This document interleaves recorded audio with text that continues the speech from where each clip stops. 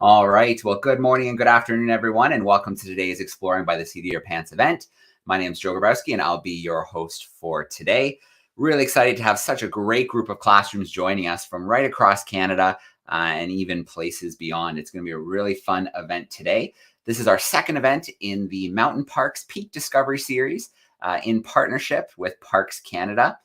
You can join us for exciting virtual education programs live from Western National Parks now through June. So each program is live from Western National Park. It gives you a unique story and a look behind the scenes at these amazing places with Parks Canada experts. We're going to explore a variety of topics, including wildlife conservation, archaeological history, protecting at-risk species, and so much more. I'm going to share a link here right now on the bottom of the page. If you haven't visited before, exploringbytheseat.com/peak will bring you a list of all the events coming up. And we, of course, don't want to leave out our French-speaking audience. So if you visit a very similar site there, you can check out the French events that we have, usually the day following the English event. So these events have been a blast so far, and there's a lot more coming between now and the end of the school year. So our second event sees us heading to Banff National Park to learn about its world-renowned highway wildlife crossing structures designed to save the lives of animals and humans. So we're joined by Lori Schwartz, who's a Public Outreach Education Officer with Banff National Park, and Stephanie Geniak, who is an interpreter for Banff National Park. I'm going to bring the two of them in live with us right now. Here they come. There's Lori, there's Stephanie. Hey, how are we doing today? Excellent, Joe. Thanks for having us. Good. Of course. It's great to have you joining us live today. I'm just looking at our comment sections. There's way too many for me to keep up with right now. We've got people saying hi from all across Canada. So keep those greetings coming. We want to know where you're joining in from, but then save that chat for questions because we want to make sure we can find all those questions when the time comes. Lori and Stephanie, I'm going to let you take over for a little bit. We're really excited to learn more about this amazing conservation work happening at Banff.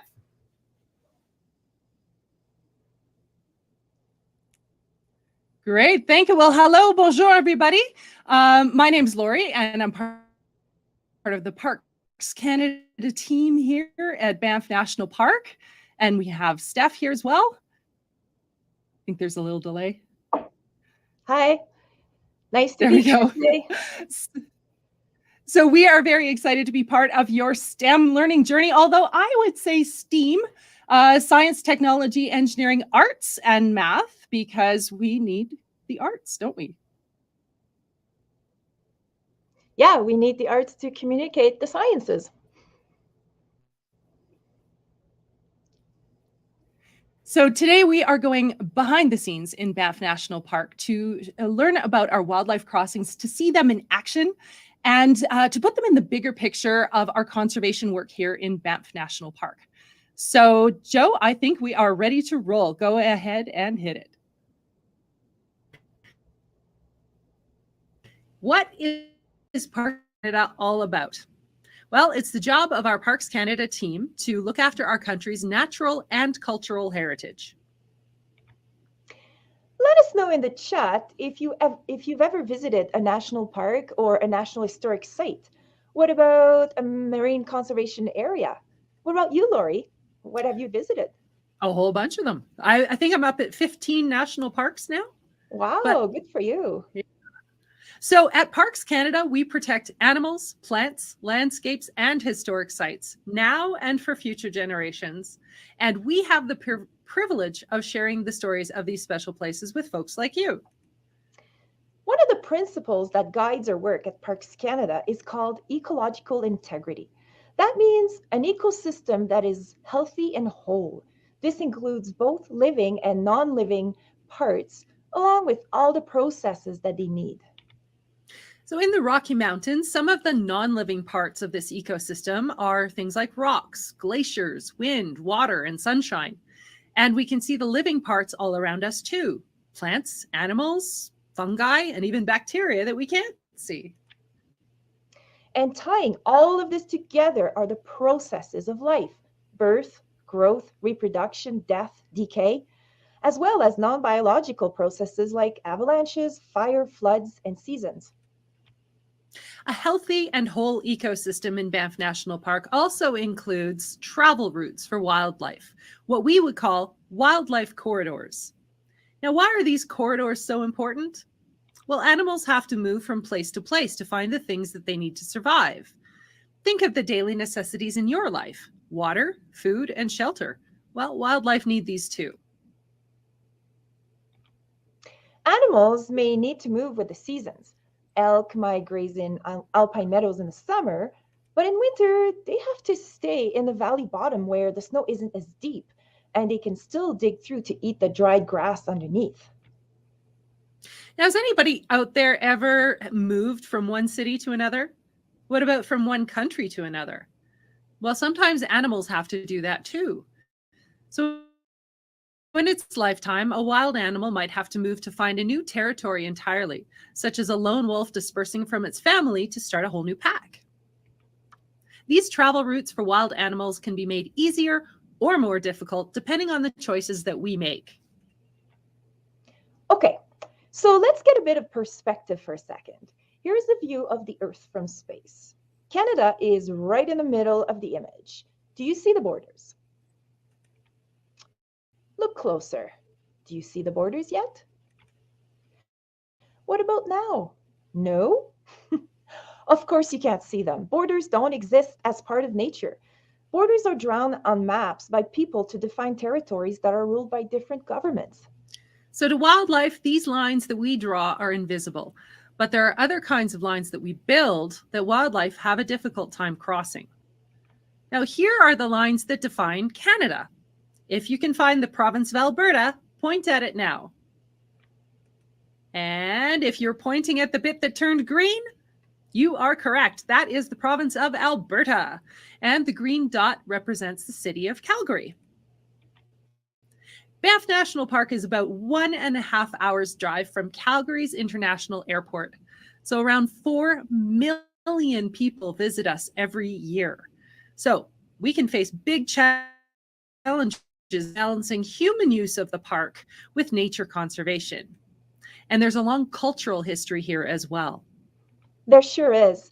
We acknowledge that Banff National Park is within the present-day territories of Treaty 6, 7, and 8, as well as the Métis homeland. The lands and waters of Banff have been used for millennia by Indigenous peoples for sustenance, ceremony, trade, and travel. We thank them for their continuous stewardship and for sharing the land with us.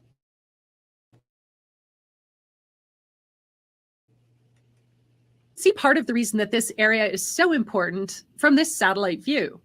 Both historically and now, Banff connects all directions of travel through the Rocky Mountains, north-south and east-west. People had to find a way between the coast and the prairies through the mountains. And they would have originally followed the trails made by wild animals. As we zoom in on this view from space, we can see the white mountaintops. These are mostly rock and ice, so it's a really hard place for both humans and for wildlife to live and travel. Animals know that the easiest way through the mountains is usually in the valleys. Can you see the valleys here? Yeah, they're in the dark parts of the picture. As people followed the trails generations after generation, they became established travel and trade routes. The Bow Valley in Banff National Park was a particularly good route because the mountain passes here were easier and more direct. People could navigate between east and west, north and south at this crossroads. Okay, one more zoom in. And X marks the spot. Here is the town of Banff, where we are right now. Looks pretty green, doesn't it? Sure does. Would you say that there's a lot of open spaces and forest in this valley? Is it easy for wild animals to move through here? Let's test that idea. So here's the Bow River. This is part of the town site. Here's our golf course. Here is our rec center. This is the highway. And here are the really steep parts that are hard to climb. And finally, these are the mountaintops that are mostly rock, snow, and ice. Whoa. So between the natural and the human-made obstacles, there's not all that much spare room anymore, is there? No. So since Banff became a national park in 1885, bit by bit, we have been clogging up the ancient throughway of the Bow Valley with all of our stuff. And it didn't start out all that busy. The trains used to come through just every few days. There were no cars and just a handful of residents in the tiny mountain town. But today, the Canadian Pacific Railway runs about 24 trains a day through the national park. And you can see the 4-lane Trans-Canada Highway in this picture beside the train track. Now, this is one of only 3 highways across the Canadian Rockies, so there is a lot of traffic on it. On average, 1 car every 3 seconds. Whoa. Well, imagine for a moment that you're a bear and you want to cross that road. With the car whizzing by every 3 seconds, it's tough to find a break in the traffic. And if somebody spots you, it's likely to turn into this. And then into this. Oof. This is what we call a bear jam. It's not safe for people, and it's definitely not safe for wildlife. Okay, pop quiz time, friends. How much personal space should you give to a grizzly bear? Do you think the answer is A, stay 100 meters away, or B, 30 meters, or C, go right up and give them a hug? A, B, or C? Put your answers in the chat now. Stephanie, have you ever had a close encounter with a bear here in Banff National Park? Actually, I have. I was on a run and I came nose to nose with a big grizzly bear on a local trail. Yeah. It was less than 10 meters. Woo. Okay. That's pretty close. So if we go by the quiz, what's the right answer? Was I too close? I think, are we ready to find out? Let's go to the answer. All right. The correct response is A. Stay 100 meters away from a grizzly bear. Now that's, to picture that, that's about 10 school buses parked end to end. So in other words, pretty far away. Give grizzly bears and other bears lots of space. All right. So now back to our Wildlife Crossings story. Through the 1980s, Banff's visitor numbers were growing up and up and up, and Parks Canada wanted to reduce conflicts between humans and wildlife. The highway was due for an upgrade to accommodate the increase in traffic, so why not work something into the design to help the animals? So we built a wildlife-proof fence along the highway. If animals can't get on the road, then they can't get hit by cars, right? Let us know in the chat if you think this worked. What do you think? Yes, it did. The fences have reduced wildlife collisions on the Trans-Canada Highway by over 80%. But that's not the end of the story. Along with the fences, we built special tunnels and bridges just for the animals, wildlife overpasses and underpasses. And this is what it looks like in real life. This is what we see from the highway. Now, has anyone out there ever driven through one of these tunnels before? So this is what it looks like on top. And it's a view not everybody gets to see because we only let our biologists up here. But the sides of these overpasses are built up a little bit to block the sound and noise and the glare of headlights from the traffic below. And the tops are vegetated the same way as the surrounding forest, so it looks very natural to animals that are using the crossing structure. People are not allowed on these animal overpasses, but we got special permission to give you a look at one of our oldest overpasses from a bear's point of view. Watch this.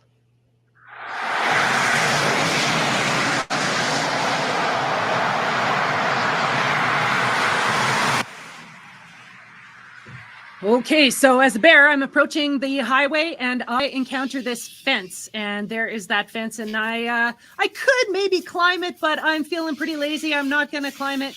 I'm just going to follow my nose and follow the scent of tracks of other animals that have also used this crossing structure before me. Now, as a bear, I remember my mom teaching me to use these overpasses. She was there for the first overpasses going in, and she can recall learning how to use them. It took her about 5 years to figure these things out. And yeah, we're going to go have a look here down over the highway. This is one of my favorite things as a bear to check out. I can just spy on the traffic down below, but you can see here there's a fence so I don't fall off the edge. And that was pretty nice of these parks people to build that up there, so that kind of blocks the sound of the traffic. But as you can see here, it just looks like kind of a normal natural area. Hey, what's that thing? What's that box all about? That is making some funny noises.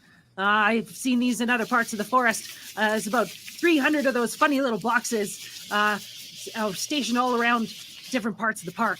But anyway, carrying on with my day, I'm going to go see if my bear boyfriend is on the other side of the highway here. Yeah, just following that scent track and sniffing my way through across to the other side of the highway. And you can see, yeah, there's that trusty fence to keep animals from getting on the road. Wow, what a great trip.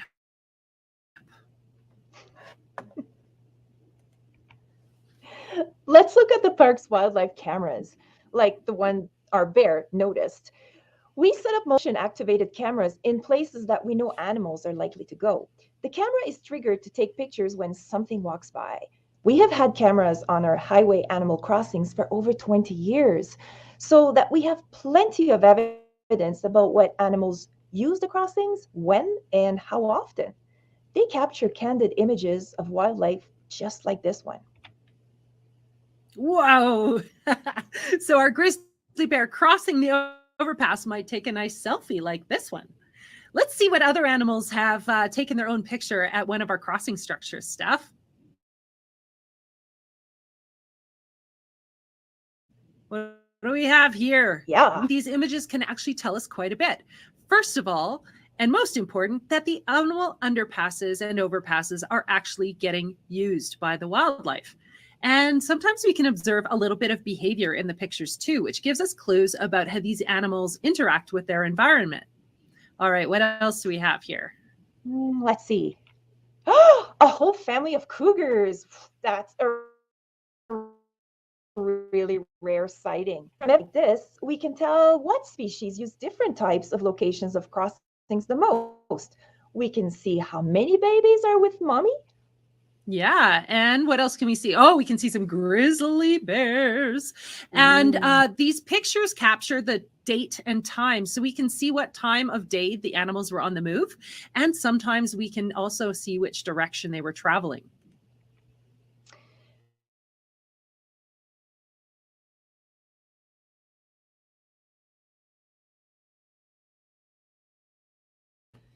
These underpasses have several shapes and sizes. We've got culverts, we've got open bridge spans, and some with water flowing through. Let's take a walk through an underpass now. All right. Here we go. All right. Once again, you can see there is so much traffic out here. That's why these crossing structures are so important. So most of Banff's animal underpasses are off limits to people. And that's because we don't want the animals to get scared away from using them. Now, not all kinds of animals like our underpasses. So if you were the type of animal that was hunted by others, maybe you're a deer or an elk, do you think you would feel comfortable going through a dark tunnel like this? Probably not. No, it's kind of like us going through a dark alley in a rough neighborhood. But predators like black bears and cougars, they don't mind these long, narrow tunnels. So, because if you're the toughest one in the neighborhood, you're not going to be afraid to walk down that dark alley.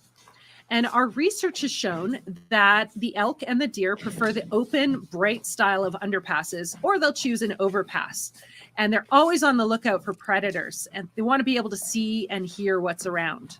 So we have one of these crossing structures every kilometer to kilometer and a half for the whole length of the Trans-Canada Highway within Banff National Park. And if you just caught a glimpse there was indeed one of those camera boxes at the end of this overpass as well. That's a motion activated camera. And occasionally we get really cute candid photos. Wait, is there something around its neck? On this grizzly bear, you can see one of the other technologies that we use to spy on our animals, a GPS collar. GPS collars send a signal to a satellite, which beams the information back down to Parks Canada staff. We don't collar every animal in the park. That would be expensive, invasive, and a whole lot of work. We only collar certain animals when we want to know exactly where they go and when. Now, collar information can help us to decide where to put the overpasses and the underpasses, but sometimes low-tech solutions work just as well. We look for animal tracks. Now, in Banff, it's easiest to see animal tracks after a fresh snowfall, so we do a lot of this work in the winter. And when you find a track, you can put together the clues to figure out which animal left that trace and which direction they were going.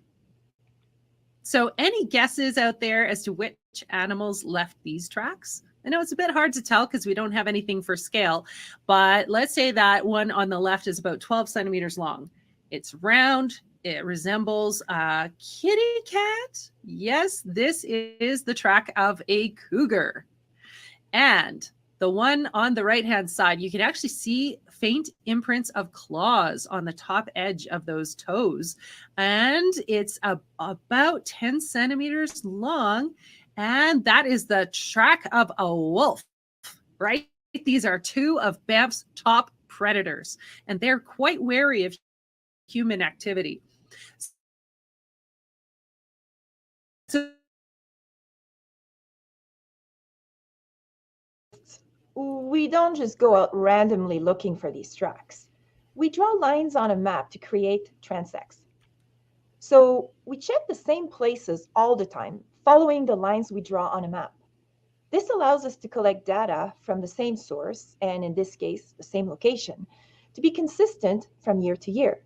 When we collect the data from tracking and put that information on a map, we get a picture that looks like this. the yellow lines on here are wolf tracks and the orange lines are cougar tracks. And does anyone spot what's right in the middle there? The town of Banff. Yeah, so this tracking data proves that our large carnivores, the wolves and the cougars, are using the wildlife corridors right next to the town. And the dots on this map represent where we found predation sites. So sometimes during tracking, we can figure out what our wolves and cougars were having for dinner too. Now from this graphic, we can tell where these large carnivores prefer to travel. And from this, we can figure out where that overlaps with our heavy human use areas and those human-built lines that I'd mentioned. So then we can work at removing those obstacles and those barriers to animal movement. Now, remember this too? Not much room for animals to get around the town.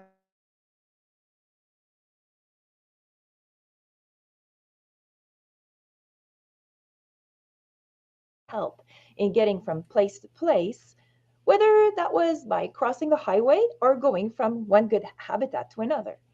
The data helped us figure out where to put the overpasses and the underpasses so that animals would actually use them. Let's go back to the satellite view. So in this close-up view of the Bow Valley, we can see the highway in red, the steep bits in black, and a little gap in between, right?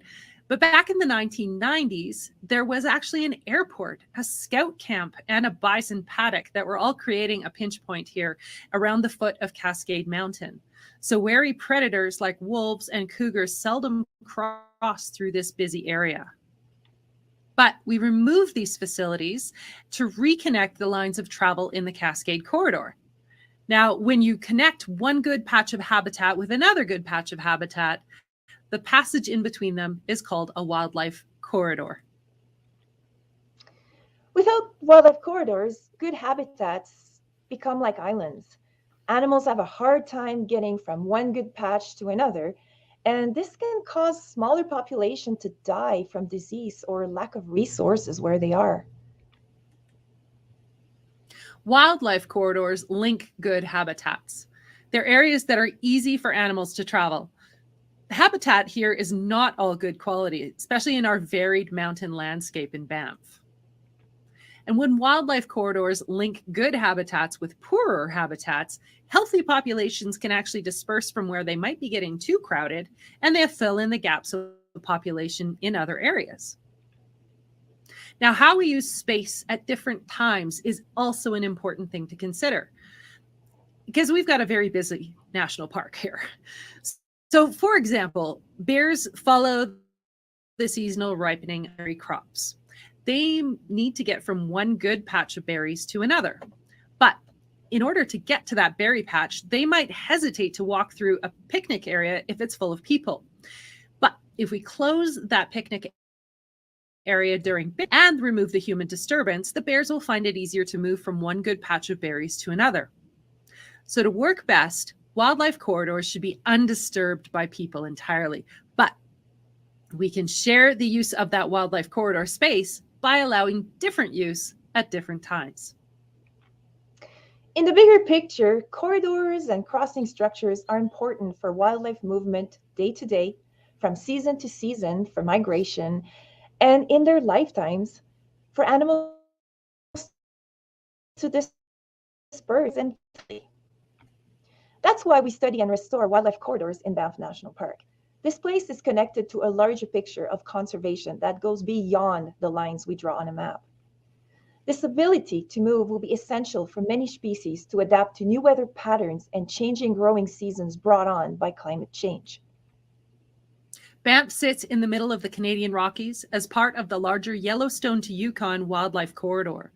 Animals like wolves and bears that range large distances will benefit from connecting the mountain ranges with protected habitat for the whole corridor from north to south.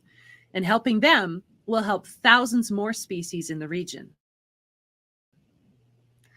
Banff National Park is considered a world leader in conservation for restoring and maintaining our wildlife crossings and corridors. And it will be a global task to reconnect wildlife corridors for the sake of all species worldwide.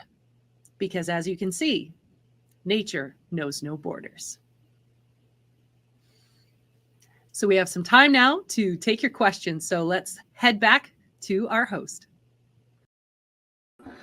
All right, let's bring everybody back in here with us. Lori and Stephanie, thank you so much for that great presentation. I particularly enjoyed the bear's eye view going over the overpass. That was pretty cool. All right, and we can turn things over to questions very shortly. But before we do, I've queued up a Kahoot quiz for our students playing from all across Canada. So let's see how well they were paying attention to the presentation today. And then we'll change gears and go right to some Q&A action. So I'm going to pop a link up on the screen here. Those who are tuning in via YouTube, those who are in camera spots, if you head to kahoot.it, it's going to ask you for a PIN number. And lucky for you, I've got one. I'm going to pop on the screen momentarily.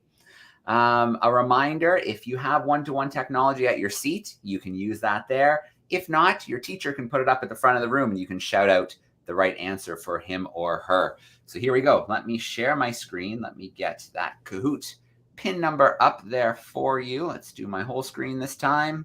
There we go. So there is our number. It is 952-5990. I have a feeling we're going to have a lot of students joining us, and here they start to come now. So head over to that website, kahoot.it, pop in that PIN number, and then we will be ready to go. So we're already up over 50. Let's give it another maybe 30 seconds here. We're getting close to 100. Left that in our dust. 150, maybe 10 to 15 more seconds, then we'll take this quiz live and see who's going to come up on top, who our top 3 are going to be. Oh, there we go, pushing 250 students. Excellent. So I'm going to start the quiz shortly, Lori and Stephanie. We're going to wait until the names stop coming. There's a lot of students popping their names in right now. This is great. It's going to be fun. Love seeing everybody rolling in.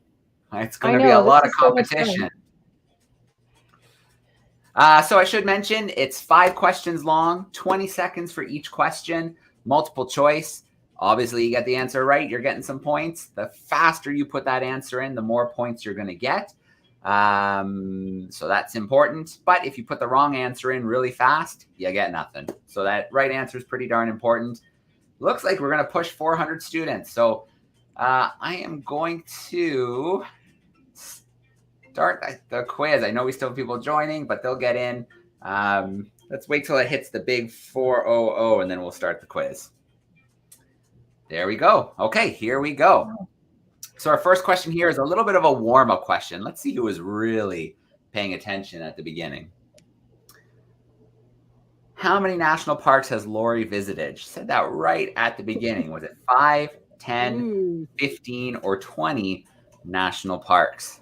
Let's see who's on the ball. Lots of answers coming in really fast.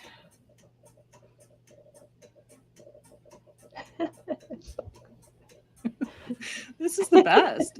I know. All right. By far, most went with 15. Lori, are they right there? They are correct. I have visited about 15 national parks. All right. Excellent. Let's take a look at the leadership board. We've got Stewie holding down the top of the board, but everybody else is pretty close. Anything can happen. Let's go to our second question. So which isn't a non-living part of an ecosystem? Water, plants, wind, or the sun? Which one of these isn't a non-living part of the ecosystem? Many of you in school may talk about it more as abiotic or biotic. Abiotic, non-living, biotic if it's living. Ooh, a little more of a spread, but most went with plant. Actually, no, most went with wind on that one.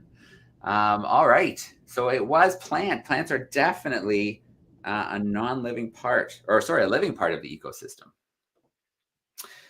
Did that change our board? Stewie's still holding down the lead. Let's jump to question 3. What's the easiest way for animals to get through the mountains? Did they go over them? Did they go all the way around the mountain range? Do they go under the mountains, or do they follow the valleys? What did we talk about in the presentation?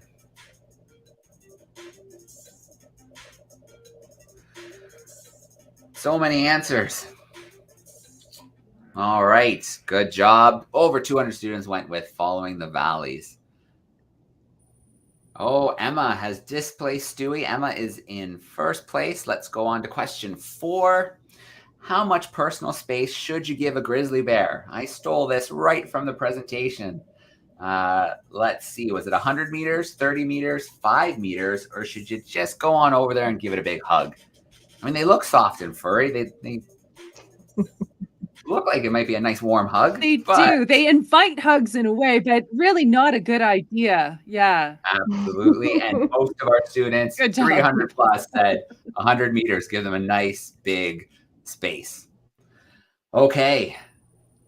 Emma held the lead. Ooh. Final question. Anything can happen. Let's see how we do. So which strategies are being used to get wildlife across highways? Was it wildlife fences? Was it tunnels? Was it overpasses? Or all of the above being used in Banff National Park to get wildlife safely to the other side of those highways?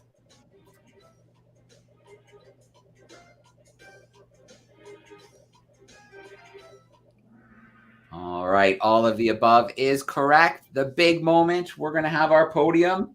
Third place, Eric Murray. Good job, Eric. Second place, Sibley Murray. I wonder if they're both from Miss Murray's class. We'll have to find that out. And Emma held down that top spot. Great job, everybody. And thanks so much for playing along with our quiz today. That was fun. That was a lot of students hanging out with us. All right. So what do you think? Lori and Stephanie, how about we get a little Q&A action going? Sounds good. All right, bring it. Okay, so those who are tuning in live via YouTube, use that chat and we'll work in some of your questions. Those who are with us live, I'm going to bring in some of our camera classrooms. So let us start off with Miss Murray's class. Grade 6 is joining us in Aurelia. Let me bring them in. Where are they hiding? There they are. Hey, grade 6s, how we doing? Good. Good. All right, good to see you. Who's got a question for us? Me, Brant Shivers. I'm curious about the collars and how they work. How do you put them on? How does it work? How many are collared? How many animals are collared? Wow. Okay. That's a lot of questions in one. So I'm going to do my best to answer this succinctly. With bears, when we collar bears, we have to sedate them because it is really not safe to work with bears if they're not immobilized. So we use an immobilizing drug that is reversible, and that just relaxes the bear's muscles so that they basically can't move for a short period of time. And then we just lay them down on a tarp and we eyes so that they're not getting damaged by bright sunshine. We just apply the collar. The collar, I actually have one right here. Let's show you. This is a research collar, and this is an older style radio collar. So there's just a bolt system, and there's a bit of fabric here. And this fabric is designed to be bolted together, and that stays on the animal for a year or two typically. And the cloth bit is actually designed to weaken and wear off, and that will ultimately fall off after a couple of years of wear. And that's on purpose because we don't want the animals to be wearing a collar forever and ever. So with the grizzly bears, yeah, we sedate them and then we apply the collar. The recent years, we've had on average between 10 and 15 grizzly bears collared within the park. So we certainly don't collar every single animal. And likewise with wolves, it's a bit of a different process. We actually catch them in a net that's deployed from a helicopter, and we don't use any immobilizing drugs if we can avoid it with wolves, because we're actually able to just sort of get their legs in a hold, get their back legs in a hold. We apply a muzzle so they can't bite anybody, and we just basically pin them down and apply the collar and do everything within about 10 to 15 minutes. So we get that collar on the wolves. We don't tend to collar a lot of wolves here in the park, and usually it's only when we have a management concern. So if wolves are becoming really bold and getting next to campsites, looking for food, if they've been offered treats at the side of the road, for example, that can habituate our wildlife, right? Then we want to keep a really close eye on them because we want to try and reverse those bad habits that they're starting to pick up and keep them safe and wild. So I hope that that's answered it. That was a big question. A big question to get us started and a great question. And speaking of questions coming in, we'll never get to all of them today because there's so many classrooms, but I've just posted a link in the YouTube chat. This link will take classrooms to a Padlet, a special Padlet where you can put all your questions in that we don't get to, and I can share that with Lori and Stephanie, and they can catch up after the event and answer some of the questions that we don't get to. So that's right there in the YouTube link right on the chat there, and I'll share it with our camera classrooms as well. So let's take a trip to another classroom here. Let's head over to Mrs. Wool's classroom, some grades 7 and 8 students who are hanging out with us right now. Let's bring them in. There we go. Hey, 7 and 8, how we doing?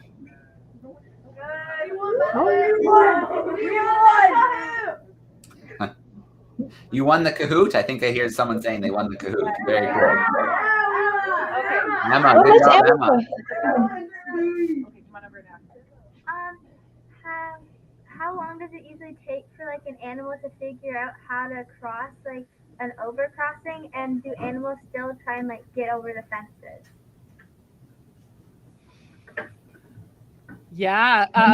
So our animals some species take to the crossings much quicker than other species. So hoofed animals like elk and deer and moose tend to adopt the use of these crossings a bit quicker. And Steph, do you want to speak to animals getting across the fence? Yeah, actually, most animals don't go over, but bears do climb. It happens once in a while. And funny story from the summer near Lake Louise, there was this one bear who was causing a little bit of trouble for staff because it decided that it really just wanted to get onto the highway. And it was a very show-off bear. And multiple times, even I driving through, we had to call in the park staff to say that there was a bear. We call it an intrusion. So so it was actually on the highway instead of on the other side of the fence, and they had to come and guide the bear back behind the fence. There's some doors here and there, so that was quite a busy summer for the wildlife folks in Lake Louise area, because that bear just kept climbing over and over, and that's not what we want. All right, a show-off bear. Very cool. I'm glad. It sounds like it ended okay. You were able to get the bear back where it belonged each time, but I can definitely see how that could be a bit of a frustrating adventure for the park staff to have to go out and catch that show-off. And very dangerous for her, and lucky that she made it through the summer. So. All right. We're going to visit some grade 4s and 5s in Toronto, Ontario, and Miss Jenko's crew. I'm going to bring them into the call right now. The fantastic 4-5s, there they are. How are we doing, Toronto? Okay, have a seat. All right. Okay, Jacob has a question. No. Hey, Jacob, go ahead. Grade 4-5. How do you dig tunnels without taking a rabbit's home away? Try again, Jacob. How do you make tunnels without taking a rabbit's home away? So how are the tunnels and the cross bridges worked out without hurting the habitats of other animals? Yeah, so we make those tunnels and bridges just around the highway. So it's a really limited amount of disturbance that we make in the habitat. And those, the rabbits and other creatures have 6,641 square kilometers to roam here in Banff National Park. So there's lots of habitat and as soon as we come around with our shovels and our heavy machinery to make these crossing structures, they just move out of the area. So it's generally not really a big trouble for us. All right, good stuff. Before any type of constructions happen in the park, we always do an environmental assessment. So people go in and they check the site and make sure that there's not going to be a big impact. All right, excellent. That was a great question. That class definitely thinking about the whole ecosystem and making sure that everything is good for all the animals there. Very cool. Mr. Andrews' crew, grade 6s. Let's bring them into the call. There they are. I think I see someone. All right. Hey, grade 6s. All right, when you're ready, Sam. How many bridges and tunnels are there, and how long do they take to build them? How many bridges and tunnels? Yeah, great question. Thanks for that. Yeah. Oh, sorry. I think we just got a little delay there. So there are 38 underpasses. There's 38 tunnels in the 82-kilometer section of the Trans-Canada Highway through Banff National Park. And we have currently 6 overpasses or bridges for the wildlife. And as far as construction goes, it happened over a number of decades. So we actually started building these crossing structures. We started with the tunnels, and that started in late 1980s. And so it's been a process of expanding our highway used to be one lane each way through the national park, and it's gotten busier over time. So we actually now have 2 lanes going in each direction for the Trans-Canada Highway. And there's the entire length through the national park here is fenced, and there's a crossing structure every kilometer to 1.5 kilometers. All right. Great question. I'm going to grab a question here via YouTube, but I want to put this link up one more time because we're not going to get to every question. There's the Padlet link. I'll put that in the YouTube chat one more time as well, and I will share this, how to access it, with Stephanie and Lori as well, so they can answer some of those questions. But the question we have here, I'm going to steal 2 from YouTube. One's from Miss Gale's class, and one is from Miss Shiro's class. So one group is wondering if deer are able to jump the fences. How high are those fences? And then the second question from Miss Gale's crew is, what's the favorite animal that you have seen captured in the camera trap?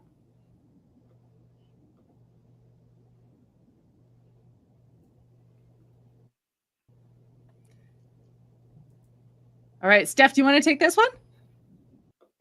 I have bad connection here. I did not hear anything. I'm so sorry. Okay. I can repeat it if you want. There were 2 parts to it.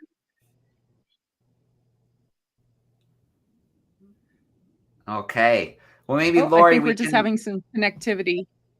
Yeah, there was a little bit of a lag. I heard it. So, okay. Yeah.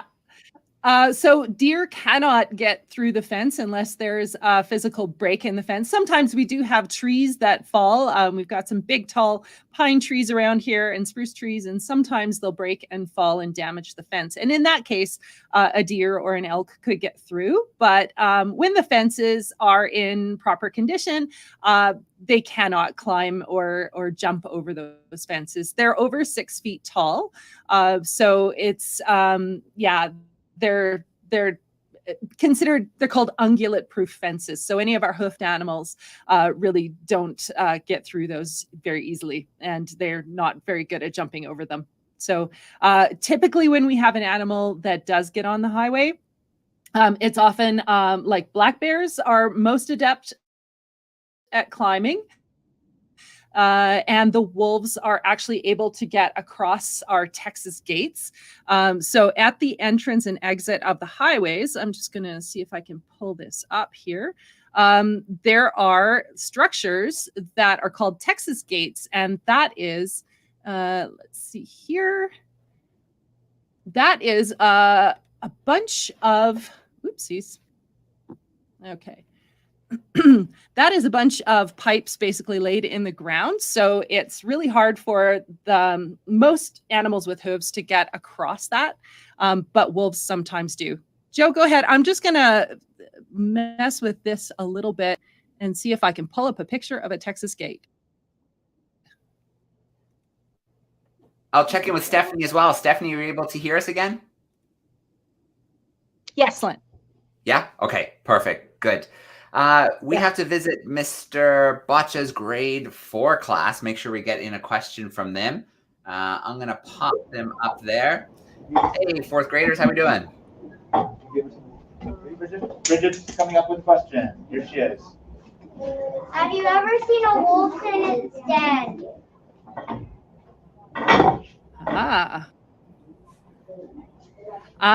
Myself, I have not seen a wolf in its den. I haven't been that close.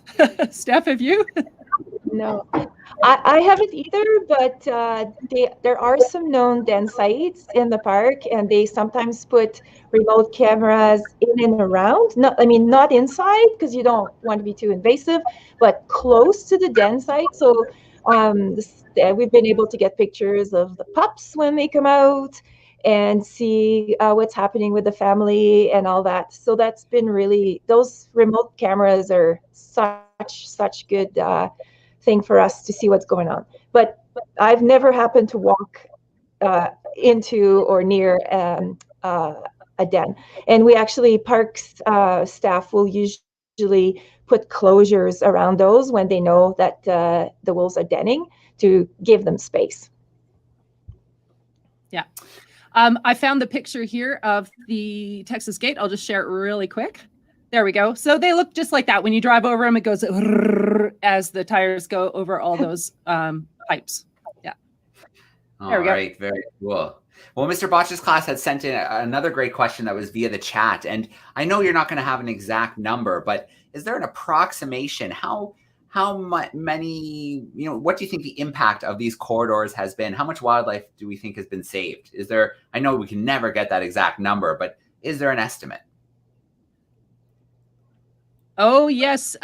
We don't, it's hard to say how much has been saved exactly, but we do know from before the wildlife crossings and the fences went in, there's been an 80% reduction in collisions with wildlife on the highway for all species, and a 96% reduction for ungulate species on the highway. So we know that there's been a lot of animals saved and a lot of people saved. Because, when we hit a big moose, that can be really, a scary situation for people as well. Absolutely. Absolutely. And those are great numbers to be able to share. So definitely the system works, the program works. Very cool. Okay. I think we'll squeeze in maybe one or two more questions. Give me a wave from your classroom if you have one that you've been holding on to. And if I see a wave from your classroom, I'll bring you back in. And snag one of them. I can also snag a few from the YouTube chat as well. Let's see. Okay. So from the YouTube chat, a lot of people are asking about endangered animals in Banff. Can you give us an example of one or two species that are in trouble? Steph, do you want to get this one? Oh my God. Well, we have the West Slope cutthroat. Little brown bat is also a species at risk. And then the barn swallow is another one. Lori, do you have a few more? Oh, yes. One of my favorites is the Banff spring snail. It is a tiny little snail the size of a lemon seed, and it lives only here in the hot springs in Banff National Park. And so big and small, we protect them all. Yeah, and it's good you mentioned that one because we tend to forget, and this is the only place in the whole world that this species exists, and it's protected by the Cave and Basin. So that's really neat. All right, absolutely. Can't forget the small because they tend to play a huge role in the ecosystem. We just don't see it all the time. Well, I want to start off first by a huge shout out to our classrooms today. We had tons of classrooms across Canada, a lot joining from Alberta today as well. And thank you for taking part in the Kahoot quiz today. That was, I think, our biggest one yet. Over 400 students jumping in for that live interaction. And thank you for sending in the great questions. Our camera classrooms, as always, you were great. It was great to peek into your classrooms across the country and steal some of your questions. And Lori and Stephanie, thank you so much for representing Banff. It's just one part of a huge conservation puzzle, right? To help people and animals interact safely, as safely as possible, and to keep those ecosystems healthy and people visiting for generations to come. So thank you so much for sharing everything with us today. Thanks for having us. This has been so much fun.